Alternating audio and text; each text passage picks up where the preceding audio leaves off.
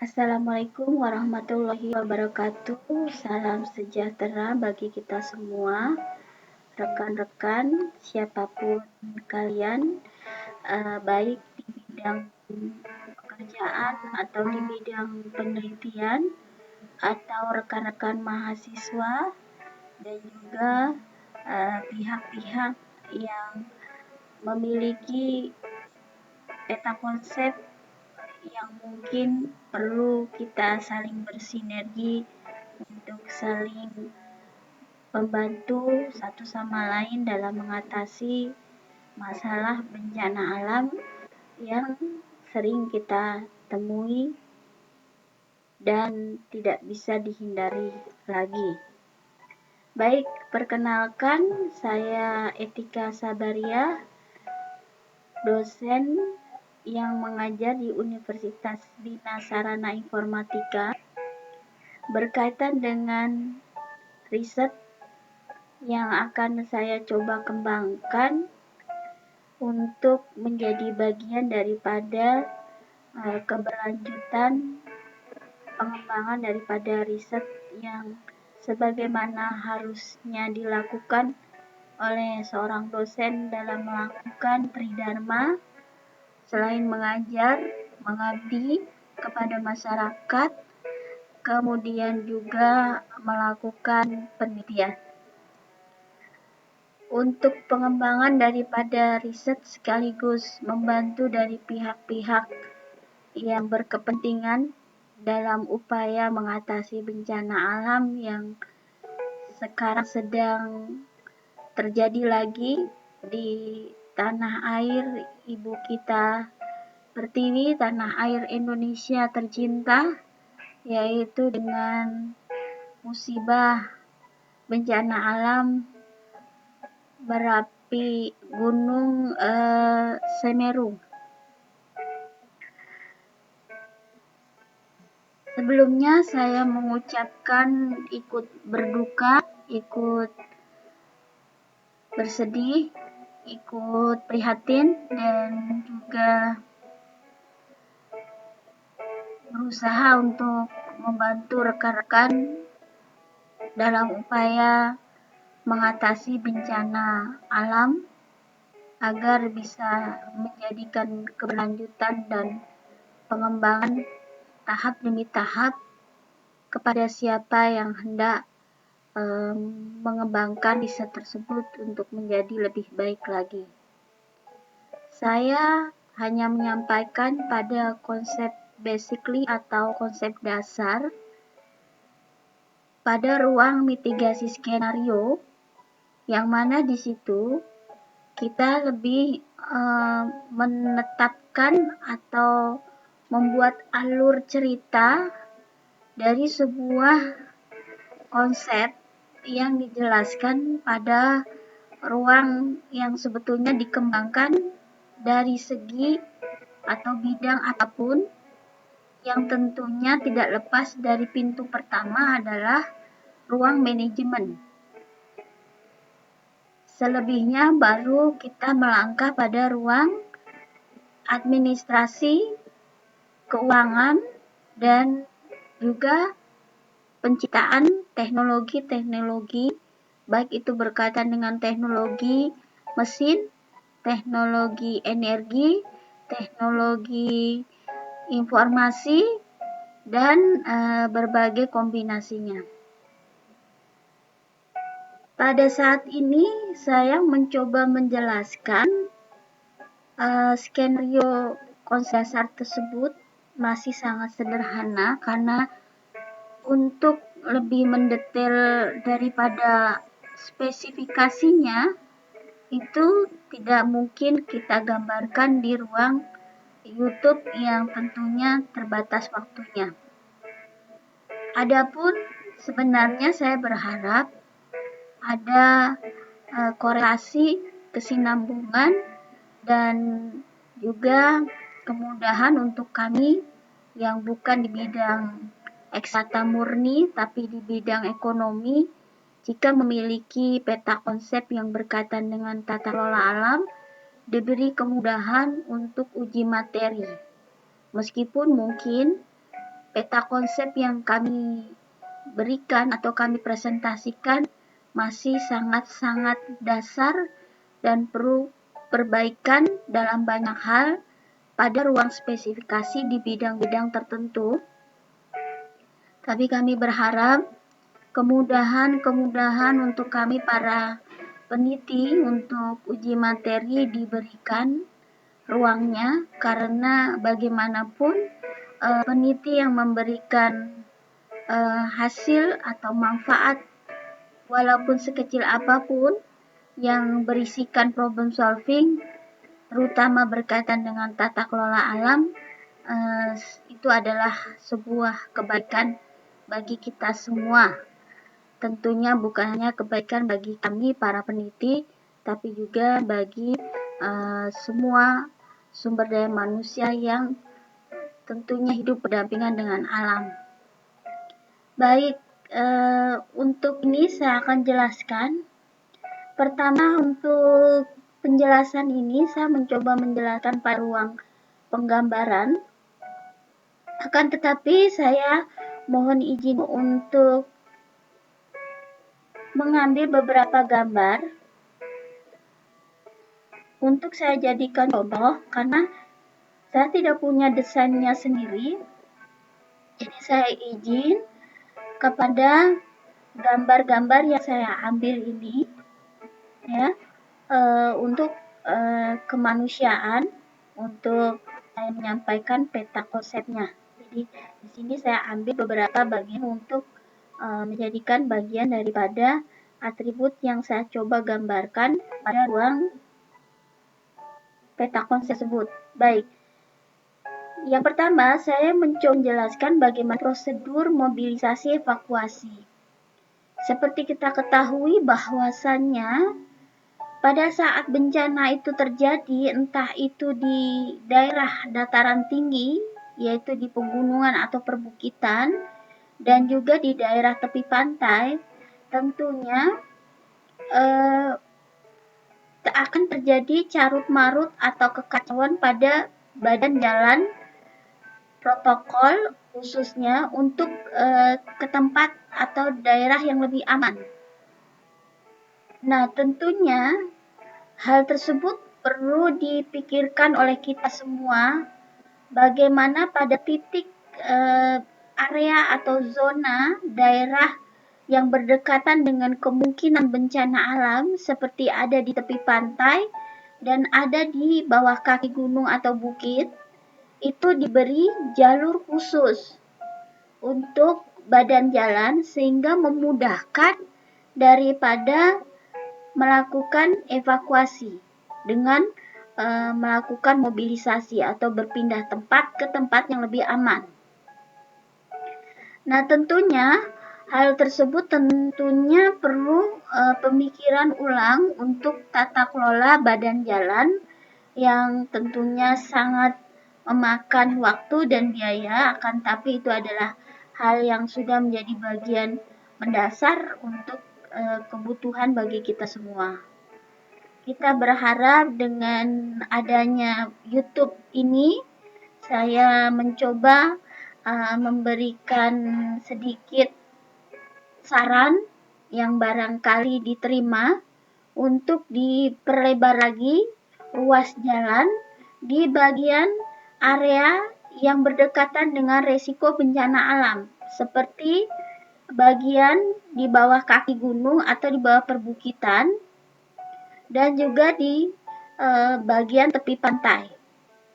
Untuk apa? Karena di sini ruas jalan ini tentunya ketika terjadi bencana dia akan menjadi jalan satu arah, tidak lagi menjadi jalan dua arah, tapi menjadi jalan satu arah, yaitu jalan dari tempat terjadinya bencana alam menuju tempat ke zona atau daerah yang lebih aman. Untuk itulah jalannya harus ditingkatkan kualitasnya, lebar jalannya, kemudian juga dihilangkan kendala-kendalanya seperti jalan berlubang, kemudian juga tentunya harus ada pengaturan jalan yang lebih sigap lagi pada bagian tersebut. Kenapa? Karena di sini ketika kita melakukan upaya melakukan mobilisasi, tentunya yang terpikirkan adalah nyawa manusia yang lebih utama. Nah, pada saat itulah ketika melakukan evakuasi tersebut dari zona di mana di situ ada bencana alam, di situ ada klaster pemukiman, ada pertanian, kemudian ada perkebunan, ada peternakan, ada kewirausahaan, kemudian ada rumahan, kemudian ada kantor desa dan juga tempat usaha lain. Nah, maka di situ harus ada titik kumpul di tengah. Titik kumpul di tengah ini tentunya harus lebih berdekatan dengan klaster-klaster tadi, area pertanian, kebun jika ada orang atau sumber daya manusia, kemudian daerah ternak atau wirausaha. Ketika ada sumber daya manusia, kemudian di area rumah, di area perkantoran itu harus ada titik kumpul di sini. Titik kumpulnya itu harus menyambung pada jalan protokol, yang mana jalan protokol tersebut tentunya adalah ke arah bagian daripada area tempat aman, yang lebih aman. Nah, ini sebetulnya daerah tempat aman ini sebetulnya sudah disiapkan oleh pemerintah pada ketentuan daerah sanggah. Jadi ada daerah sanggah, jadi desa yang berisiko kena bencana, dia akan lari ke tempat daerah sanggah. Daerah sanggah ini adalah daerah yang jauh dari namanya bencana alam tadi. Nah, daerah sanggah inilah yang menampung daripada sumber daya manusia yang bermukim di sana untuk sementara waktu, kemudian juga menampung beberapa mungkin juga aset ternak dan juga menampung daripada logistik yang datang dari berbagai pihak ya untuk membantu korban bencana tersebut. Untuk itulah pada zona daerah sanggah ini diharapkan ada ruang atau lapangan atau aula dan sebagainya yang lebih banyak di itemnya atau atributnya lebih banyak.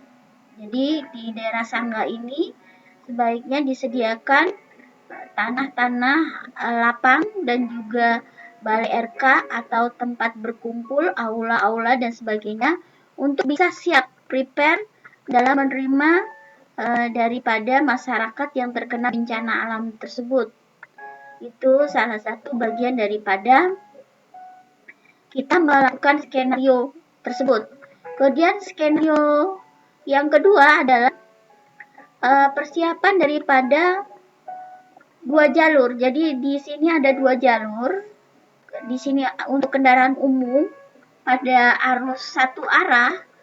Kemudian di sini adalah kendaraan khusus yang tentunya lebih banyak kapasitas tampungnya seperti untuk lansia, balita, ibu hamil dan aset berharga yang tidak memakan tempat seperti surat tanah, kemudian emas dan juga barang-barang tentunya yang tidak memakan kapasitas tempat daripada kendaraan yang akan melakukan pengangkutan atau evakuasi tersebut. Kemudian jalur tersebut juga digunakan untuk para ternak. Jadi jangan sampai korban bencana alam tersebut yang terkena bencana alam ini pada kondisi minimalis. Jadi kita berharap bahwa setidaknya masih ada usaha kita membantu mereka menjaga grade atau rate atau tingkat daripada aset yang masih bisa diselamatkan. Salah satunya yaitu adalah ternak, karena ternak itu adalah aset yang bisa berputar. Dari ternak korban bencana alam ini jika sudah bisa berhasil dievakuasi lalu ditaruh di tempat sanggah, daerah sanggah ini, tentunya dia akan dirawat bersama-sama sama pemiliknya dan yang memiliki tempat di daerah sanggah tersebut. Nah, itu akan berputar karena ternak nanti akan berkembang, berkembang sehingga bisa memulihkan lagi ekonomi daripada para korban bencana alam. Ini adalah salah satu penggambaran kita ketika para korban bencana alam ini mempunyai hewan ternak di tempat dia terkena bencana, entah itu berada di bawah bukit atau pegunungan atau di tepi pantai. Setidaknya dia masih bisa bertahan dengan rate atau tingkatan kekayaan yang masih bisa diselamatkan pada saat dilakukan evaluasi atau evakuasi tadi.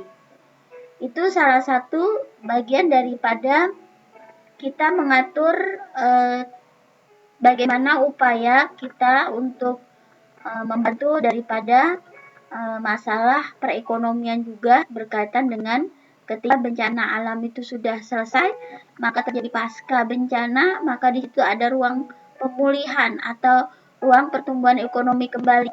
Dengan cara begitu, masih ada secercah harapan dengan adanya menyelamatkan aset-aset daripada para pemilik ternak tersebut. Atau juga kalau bisa, kita melihat lagi apabila mobilisasinya masih bisa diatur lebih bagus lagi. Jadi ini saya ambil dari gambar, mohon izin ya untuk pemilik gambar ini. Jadi saya untuk kepentingan daripada kemanusiaan, jadi saya ambil ini adalah muatan daripada mobil yang cukup banyak memiliki kapasitas untuk menampung. Tentunya tidak seperti ini ya, mungkin kalau untuk ternak jadi ada bagian yang terbuka tapi dia menyambung jadi trek gandeng gitu ya.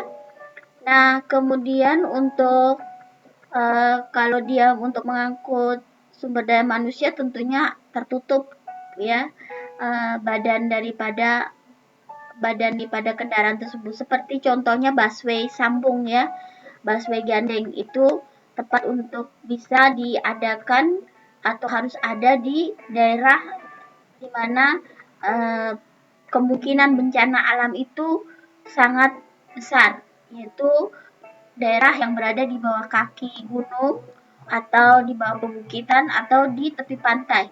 Jadi kendaraan tersebut harus ada di daerah tersebut. Jadi harus perlu dipikirkan karena itu adalah untuk kita membantu masyarakat untuk melakukan mobilisasi. Kemudian yang kedua, dengan cara seperti ini tentunya akan mengurangi kemacetan. Karena ketika bencana alam itu terjadi, orang melakukan mobilisasi itu sudah tidak bisa diatur lagi arahnya dan kemacetannya. Jadi kalau kita lebih mengacu pada jumlah kendaraan yang sudah teratur seperti ini, tentunya akan mengurangi kemacetan, sehingga akan memudahkan waktu yang bisa diupayakan untuk bisa melakukan evakuasi melalui aktivitas mobilisasi dengan cukup efisien. Kemudian yang kita kembali ke ruang berkaitan dengan desa sanggah atau tempat sanggah yang sudah ditentukan oleh pemerintah ya, di mana di situ kita harapkan ada aula-aula, lebih banyak lagi jumlah item aulanya, kemudian tempat lapangan ya, kemudian juga tempat balai RK dan sebagainya untuk bisa lebih prepare lagi menampung daripada masyarakat atau warga yang terkena bencana alam. Nah, di sini saya memberikan pencerahan pada bagian manajemen pengaturan tata letaknya tadi. Jadi di sini ada tempat evakuasi sumber daya manusia, kemudian tempat evakuasi ternak, kemudian tempat evakuasi barang, kemudian segala macam logistik. Nah, tempat evakuasi barang ini tentunya barak-barak yang isinya berupa laci-laci. Jadi kalau kita melihat perpustakaan, ruang perpustakaan itu kan ada laci-laci ya, ada loker-loker gitu. Nah, di situ tentunya untuk menyimpan barang Nah, itu bisa kita lakukan di sini. Jadi, barang-barang yang perlu kita uh, simpan itu tidak kita taruh di sini, di tempat evakuasi sumber daya manusia. Kenapa? Ketika sumber daya manusia itu dia saat istirahat tidur gitu ya, lalu barang-barang berharganya itu dibawa bersama dia saat tidur, itu kurang aman, kurang safety ya. Jadi ketika itulah berarti bagaimana untuk mengantisipasinya tadi? Berarti untuk mengantisipasinya tadi kita adalah menyimpannya ke tempat evakuasi barang. Nah, tempat evakuasi barang ini tentunya ada ruang administrasinya. Jadi, ketika kita menitipkan barang di barak-barak tersebut, ada asuransinya, kemudian ada administrasinya, kejelasannya, dan ada security-nya. Jadi, ada pengamannya, jadi ada penjaganya, ada CCTV-nya, dan sebagainya. Agar tidak menjadi miss, kekacauan dalam melakukan pengelolaan daripada membantu warga yang terkena bencana. Nah, sehingga di sini mereka ketika istirahat di pemukiman itu kurang lebihnya merasa sedikit aman dengan adanya barang-barang tadi sudah tersimpan dengan jaminan manajemen administrasi tadi ya. Jadi ada pengaturan administrasinya, bahkan mungkin asuransi kalau itu adalah surat berharga ya, sangat berharga. Kalau perlu nanti ketika diserahkan misalnya surat tanah ya, surat tanah diserahkan kalau perlu itu langsung dipoto oleh warga yang menitipkan tadi harta berharganya itu dipoto, disimpan, bahkan kalau perlu dikirim ke emailnya dia untuk keamanan datanya dia ketika terjadi kehilangan dia bisa melakukan klarifikasi. Jadi disinilah ruang barak-barak tadi. Jadi barak-baraknya tadi untuk menyimpan barang-barang berharga. Nah, itu nanti setelah ada administrasinya hitam di atas putih, juga perlu dokumentasikan oleh warga yang menitipkan barang berharga itu dengan memfotonya dan sebagainya dan sebagainya. Nah, jadi penting sekali untuk kita memahami pengetahuan daripada antara manajemen di ruang mitigasi tadi. Kemudian kita lihat di tempat evakuasi ternak. Seperti kita ketahui, ternak ketika dievakuasi dia akan bercampur dan tidak semua pemilik daripada pemilik ternak hafal dengan ciri-ciri ternaknya. Untuk itu, sebaiknya ternaknya tadi diberi kode oleh pemiliknya, diberi tanda. Tapi tandanya itu tentunya harus berkoordinasi dengan dokter hewan sehingga aman untuk ternak yang dikasih tanda tersebut. Sehingga ketika dia dilakukan evakuasi, maka dia tidak akan tertukar oleh ternak lain dari pemilik lain. Dengan cara seperti itu administrasinya tentu jelas. Setelah tanda tadi sudah dibuat oleh pemilik, didampingi oleh dokter kesehatan, tentunya dilakukan administrasi dan administrasi ini kopiannya harus dikasih ke pihak pengelola tempat evakuasi ternak. Sehingga dengan cara seperti ini tentunya tidak ada carut-marut dalam administrasi pengelolaan ternak tersebut. Setelah itu, di tempat evakuasi ini juga kita mengelola bagaimana menerima sumbangan-sumbangan dari pihak donasi yang ikut membantu dalam mencoba mengatasi masalah yang dihadapi oleh warga daripada yang terkena bencana tersebut. Nah, donasinya bukan berarti dalam bentuk uang, makanan, dan minuman. Bisa jadi donasi tersebut adalah berupa hasil kebun yang bisa menjadi makanan ternak. Jadi kalau hasil kebun atau hasil limbah rumah tangga yang tentunya harus disortir, dibersihkan dan sebagainya, itu bisa menjadi bagian daripada alat bantu untuk membantu masyarakat yang terkena bencana. Jadi kita membantunya melalui memberi makanan ternak. Nah, bagaimana untuk aman makanan ternak ini? Jadi kalau seandainya kita ngasih sisa-sisa bahan sayur-sayuran yang belum dimasak dan sebagainya tadi, tentunya harus masuk di ruang inspeksi dulu. agar tadi ternak yang mau dikasih makan selamat dari yang tidak diinginkan tadi. Itu adalah salah satu bagian daripada skenario mitigasi pada konsep basically yang saya tawarkan. Kemudian kita lihat di sebelah sini adalah segala macam logistik. Jadi segala macam logistik ini adalah tempat penerimaan segala macam bantuan. Nah, itu berupa air bersih dan air kemasan. Air bersih itu adalah untuk keperluan mandi, keperluan cuci dan sebagainya. Kemudian kalau air kemasan tentunya untuk minum. Kemudian energi ini salah satunya misalnya baterai-baterai ya yang sekiranya dibutuhkan, atau juga lilin, kemudian minyak atau bahan bakar kayu barangkali jika memang masaknya memang dibutuhkan juga kayu bakar, kemudian juga bensin dan energi lain untuk kendaraan, kemudian barang-barang. Barang-barang ini salah satunya tentunya adalah selimut, kemudian popok bayi, kemudian pakaian dalam, kemudian pakaian hangat itu udah sangat primer sekali, sangat utama dibutuhkan. Kemudian juga alat pembalut wanita itu juga bagian paling penting juga untuk menjadikan hal yang perlu diperhatikan.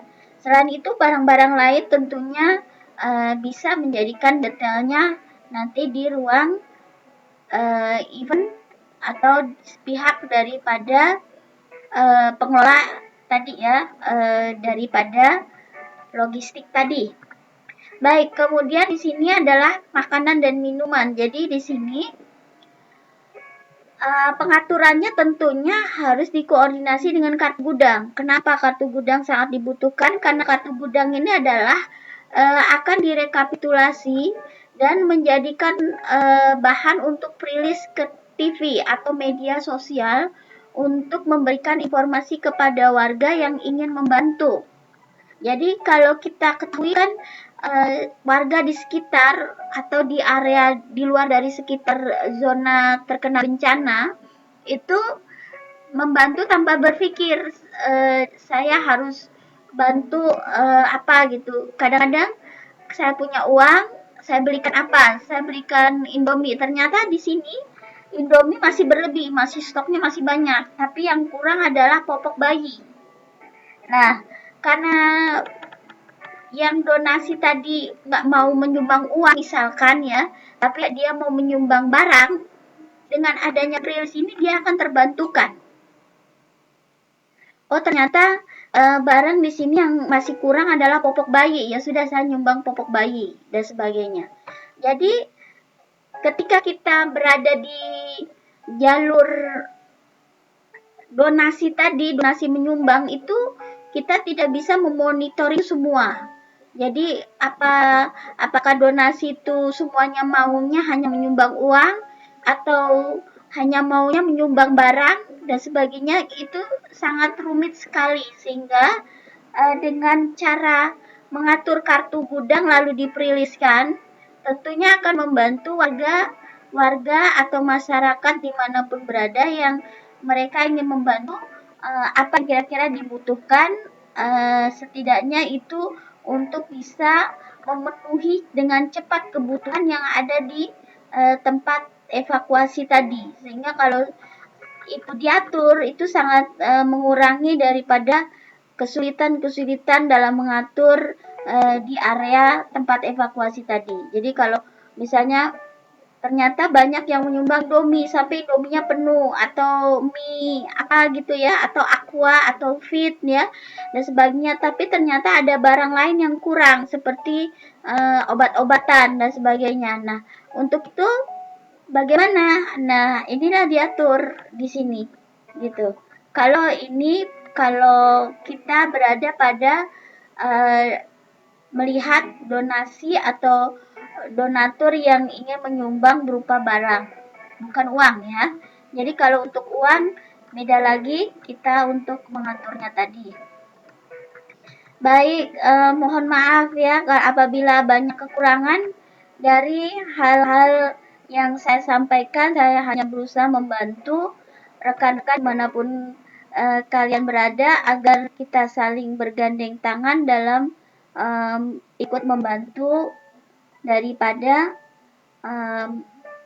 masyarakat, karena semua kita adalah saudara, jadi tentunya sangat membantu untuk dibutuhkan daripada kepedulian tadi. Baik, kemudian yang kedua, mohon maaf Bapak, Ibu, di sini saya hanya memberi saran, diterima atau tidak, saya berharapnya dibukakan pintu maaf jika saya orang sipil biasa memberi saran. Jadi di sini saya memberi saran berkaitan dengan institusi, departemen atau kementerian dari Kementerian Basarnas dan departemennya. Di sini tentunya sangat dibutuhkan untuk dipikirkan kembali diperlukannya untuk kedepannya untuk membangun sebuah ruang pabrikasi atau UKM. Yang intinya adalah untuk sedikit memudahkan pekerjaan daripada mengatasi kebencanaan. Jadi kalau kita lihat di sini, tentunya kalau Basarnas memiliki pabrikasi atau UKM, tentunya salah satunya yang akan berdampak positif adalah menambah jumlah daripada sumber daya manusia yang terekrut atau pekerja-pekerja baru, sehingga di sini akan mengurangi angka pengangguran.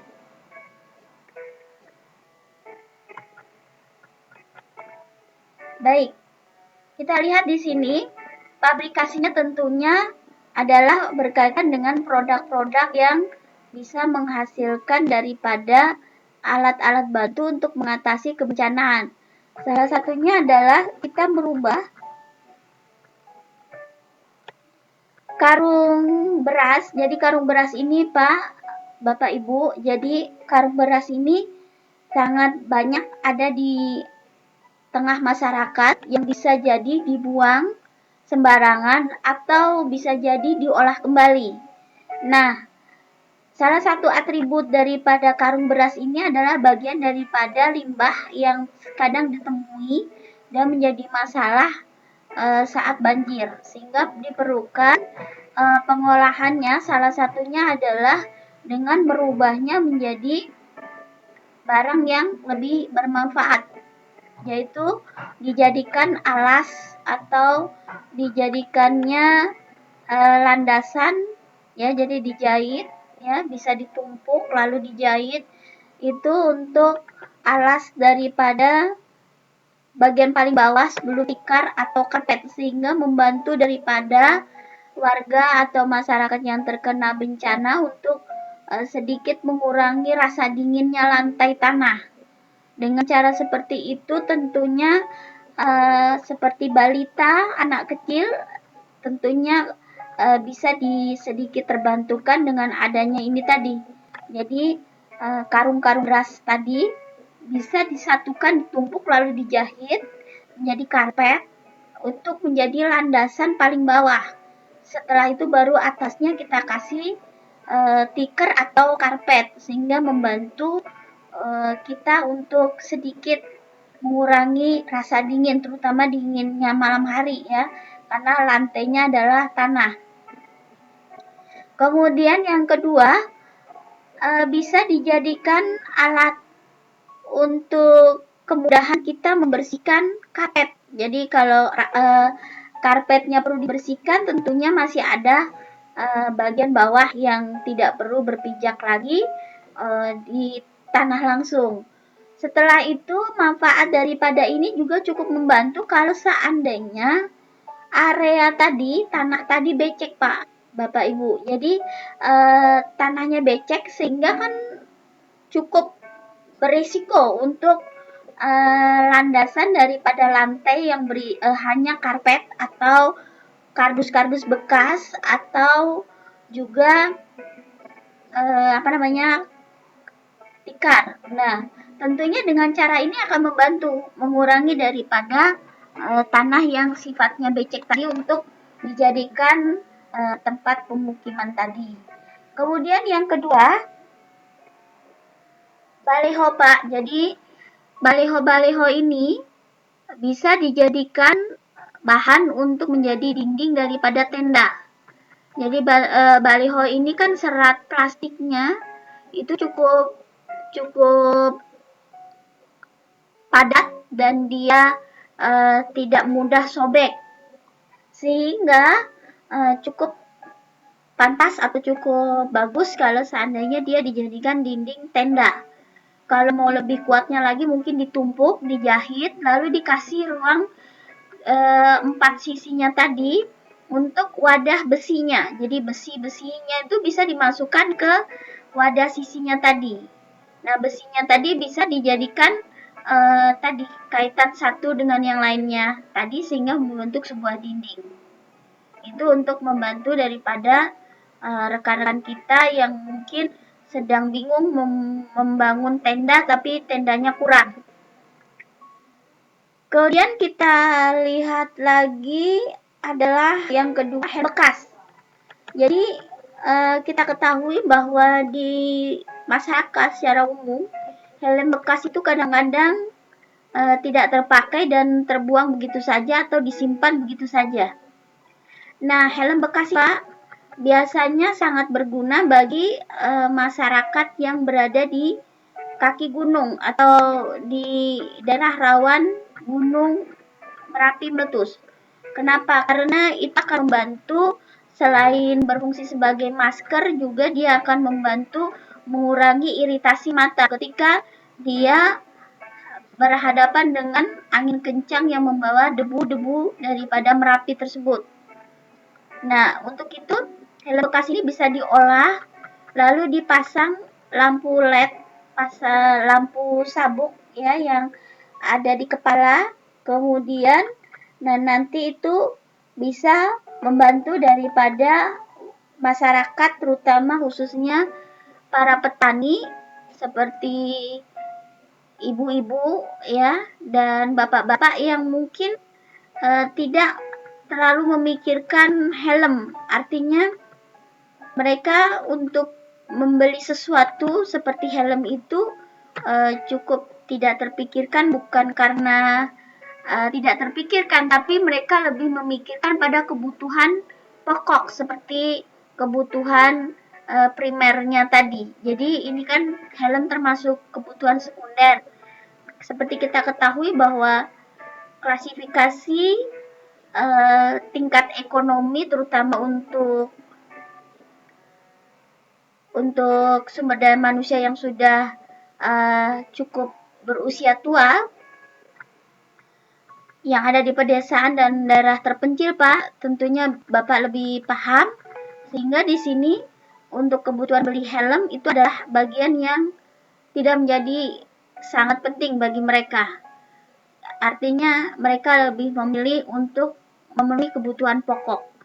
Nah, untuk itu dengan adanya helm bekas tadi yang sudah diolah, lalu dibagikan kepada warga yang punya resiko tadi, tentunya untuk pihak yang membutuhkan, ini sangat membantu sekali untuk mereka ketika terjadinya bencana Gunung Merapi meletus. Sehingga dengan cara ini tentunya sedikit membantu mengurangi iritasi, kemudian membantu menghadang debu langsung masuk ke hidung, kemudian juga dengan penerangannya sedikit membantu jarak pandang dan memperhatikan warga sekitarnya yang juga menggunakan helm dengan alat bantu lampu yang ada di kepala tadi, sehingga tidak saling terjadi tumbukan.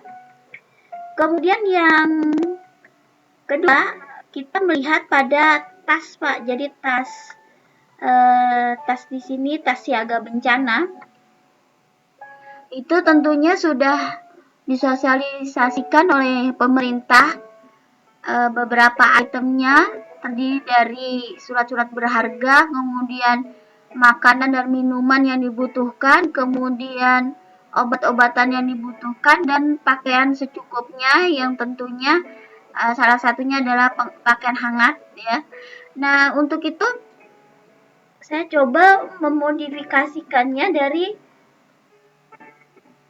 ruang kapasitas. Jadi kalau kapasitas kita bisa mengambilnya, contohnya ini tadi. Jadi saya ambil dari, mohon maaf, saya ambil gambarnya ya. Jadi ini ada komedian ya di televisi net di sini. Jadi tas ini memberikan sebuah inspirasi kepada saya untuk menjadi bagian daripada salah satu format atau bentuk atau model yang bisa menjadi pilihan untuk dijadikan tadi daripada tas siaga bencana, yang tentunya dia harusnya berisi kotak ya, kotak-kotak yang pertama adalah berisi air dan obat-obatan, setelah itu baru berisi makanan dan minuman, setelah itu baru berisi pakaian dan masker ya. Kenapa pakaian dan masker ini ada di atas? Karena ketika dia membutuhkan masker baru atau pakaian untuk menutup hidungnya dan sebagainya, dia bisa membukanya dari atas. Jadi tidak perlu lagi mengobrak-ngabrik isi barang yang ada di tas tadi. Lalu modifikasi yang kedua, dibutuhkan roda. Nah, untuk itu model besarnya kapasitas tadi, muatan dari tas, modifikasi tasnya tadi tentunya untuk besarnya muatan tentunya harus dikombinasikan sesuai dengan medan daripada medan daripada area terjadinya bencana. Jadi jangan sampai tas siaga bencana ini juga menyusahkan kita, akhirnya tidak terbawa. Jadi perlu dipikirkan, jadi tidak terlalu banyak barangnya, tapi cukup efektif dan efisien untuk bisa menjadikan bagian untuk memudahkan kita melakukan evakuasi. Kemudian yang kedua, di bawahnya kalau bisa dikasih roda, jadi roda itu bisa dimodifikasikan. Roda itu artinya bisa dia menjadikan ketika dia dituntun berlari, dia tidak diangkut dengan bahu, tapi dia bisa dituntun sambil berlari sehingga tidak memberatkan beban. Kemudian bisa juga digaitkan dengan bagian belakang motor atau bagian badan belakang mobil, tapi tidak menyusahkan atau tidak memakan badan lain, badan jalan, tidak menyusahkan kendaraan di belakangnya, dan juga tidak membuat kendaraan bermasalah. Nah, itu tentunya bagi pihak para peneliti dan pengembang di bidang teknik mesin tentunya lebih memahami hal tersebut. Kemudian diharapkan juga kalau memang bisa dimodifikasi lagi, yaitu perlunya dipasang alat ya, dimana di situ dia bisa membantu juga menjadi tas berjalan. Tentunya harus dipasang mesin dengan berenergi baterai. Nah, ini tentunya sangat membantu dari warga-warga yang ada di sekitarnya untuk melakukan evakuasi tadi. Nah, dalam hal ini tentunya Bapak Ibu lebih paham di bidang teknik mesin dibandingkan kami orang-orang yang berada di bidang sosial ekonomi. Kemudian yang ketiga, saya berharap Basarnas juga memikirkan bagaimana membuat ruang pabrik atau UKM untuk melakukan modifikasi kendaraan. Jadi kendaraan ini teorinya dari sini Pak. Jadi saya lihat dari teori yang ada di dealer motor ya, bengkel motor. Jadi ketika ini menjadi sebuah inspirasi. Jadi motor tersebut, nah ini penjungkit, jadi jungkit dari motor tadi dari bawah lalu jungkit ke atas ya, untuk memudahkan pihak teknisinya tadi melakukan pembetulan atau perbaikan di bagian roda dan bawah badan atau bodi daripada motor. Nah, itu menjadikan teori dasar untuk kita melakukan ini tadi. Jadi ini truk pick up tadi bisa dipasang dua alat tiang dari dua sisi badannya tadi. Nah, yang bisa di atas dan dikebawahkan, ini adalah putarannya, jadi bisa di atas, bisa ke bawah. Nah, kemudian di sini kita pasang semacam lempengan besi untuk bisa apa? Untuk bisa mengeruk ini tadi Pak. Jadi untuk menggeser tumpukan daripada tumpukan batu, tumpukan pasir, tumpukan tanah liat, dan kerikil-kerikil untuk dipinggirkan. Ini sangat penting sekali. Kendaraan ini harus standby di bagian badan jalan yang merupakan jalur utama untuk dilakukannya sebuah evakuasi dengan mobilisasi tadi.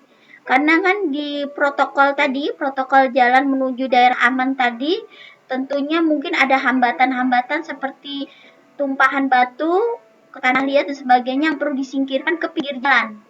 Nah, alat ini tentunya cukup membantu bagi kita untuk bisa memudahkan ruang evaluasi tadi.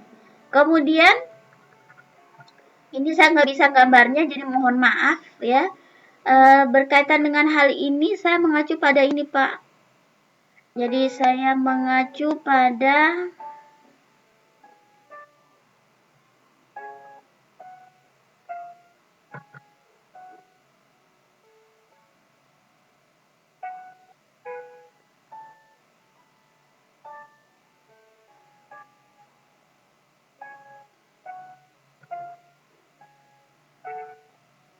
ini dari sumber lain, yaitu berkaitan dengan panduan pencegahan terhadap hujan abu gunung api sebelum, selama, dan sesudah hujan abu. Nah, pada ruang ini Pak, saya temukan bagaimana ketika kendaraan itu beresiko untuk tergelincir.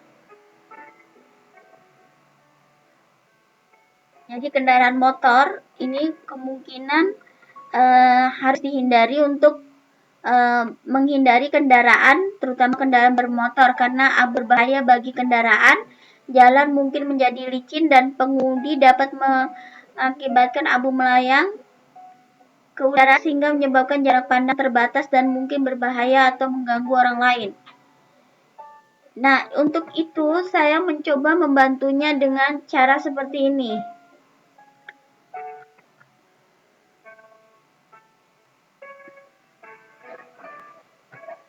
Jadi saya coba untuk membuat bodi daripada motor-motor yang ada di kaki gunung atau kaki bukit itu ada roda tambahan.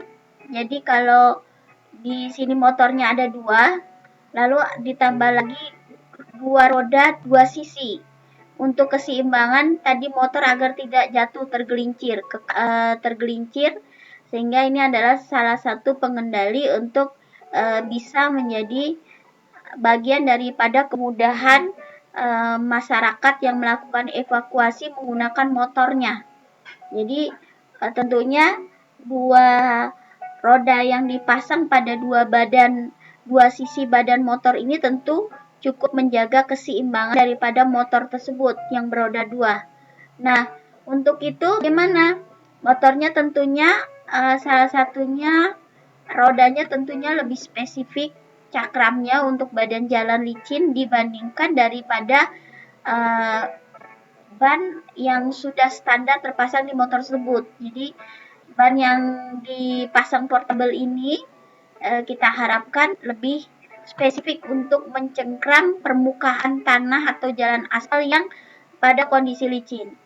Begitu yang saya sampaikan, tentunya ini ada nilai ekonominya di dalamnya. Jadi saya sebagai warga negara Indonesia berharap menjadikan hal-hal tersebut menjadi kebaikan untuk kita semua, untuk membantu rekan-rekan juga di bidang penelitian dan pengembangan atau bidang entrepreneur untuk mengembangkan menjadi bagian yang tambah nilai ekonomi.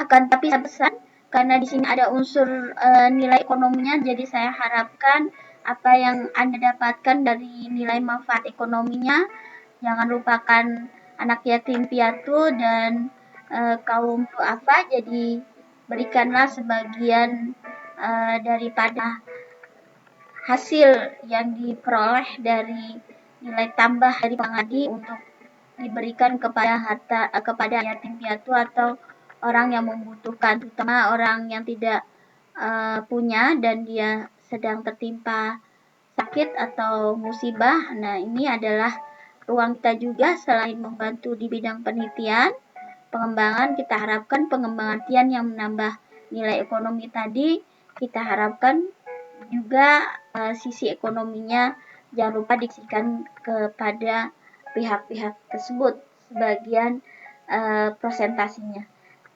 Demikian pesan saya yang mohon maaf betul karena saya hanya berusaha untuk membagi peta konsep dasar yang sangat dasar sekali. Kalau dikata penelitian itu 100% sempurna, maka saya hanya memiliki kadar presentasi mungkin hanya 5% dari 100%. Jadi mungkin ini perlu dikembangkan lebih jauh lagi, tetapi keberlanjutan dari apa yang saya sampaikan ini tentunya ada karena memang dilihat dari skenarionya memang hal tersebut memang ada ruang-ruang yang perlu kita pikirkan kembali menjadi pengembangan. Demikian kurang lebihnya, mohon maaf apabila ada kesalahan dari kata. Bukan maksud saya untuk menyinggung pihak-pihak yang mungkin ada agak tersinggung dengan apa yang saya sampaikan, karena ini penelitian yang berkaitan dengan mitigasi, berarti penelitian berkaitan dengan kemanusiaan. Kemudian yang kedua, saya juga berharap ini menjadikan sebuah silaturahmi antar peneliti dan pengembang, baik itu berada di ruang kerja apapun, di bidang apapun, untuk menjadikan sebuah rangkaian bergandeng tangan, saling bahu-membahu dalam mengatasi bencana alam.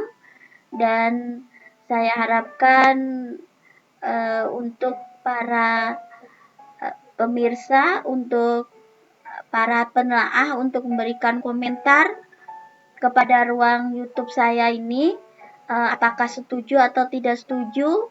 Kemudian juga saya berharap apakah ada bagian yang perlu dikembangkan atau mungkin kritik dan saran yang perlu ditaruh di dalam komentar tersebut. Adapun mengenai gambar-gambar tersebut, saya mohon maaf masih sederhana karena saya hanya menggunakan alat sederhana, yaitu menggunakan Microsoft Office Excel, sehingga hanya itu yang saya bisa sampaikan di ruang kesederhanaan peta konsep tersebut. Adapun untuk gambar-gambar yang saya ambil, saya mohon maaf, bukan maksud melakukan sesuatu tanpa izin. Saya melakukan permohonan izin bersamaan pada saat YouTube ini ditayangkan demi untuk pengembangan peta konsep yang berkaitan dengan kemanusiaan. Jadi saya mohon maaf ya untuk hal-hal tersebut untuk menjadikan kita memahami satu sama lain. Jadi di sini saya mengambil gambar dari Bustruk ID. Kemudian di sini saya mengambil gambar punyanya Nur Salim, ya. Kemudian di sini saya foto pada ruang net di sini, ya. Ini juga salah satu bagian inspirasi saya untuk tas daripada tas tadi mitigasi, ya, tas untuk siaga bencana tadi. Kemudian saya juga mengambil gambar dari pihak dialer, ya. Saya mengambil gambar ini, jadi mohon dimaafkan. Nah, untuk ini nanti bisa dikembangkan portabel tadi. Jadi portabelnya tidak dipasang permanen, Pak.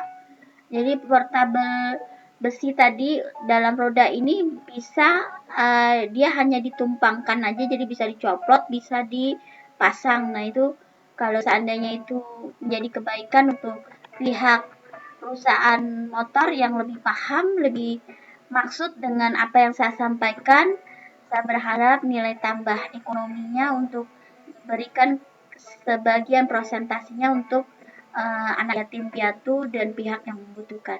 Demikian apa yang saya sampaikan, semoga menjadikan kebaikan, bukan menjadi kesalahpahaman. Wassalamualaikum warahmatullahi wabarakatuh. Salam sejahtera bagi kita semua.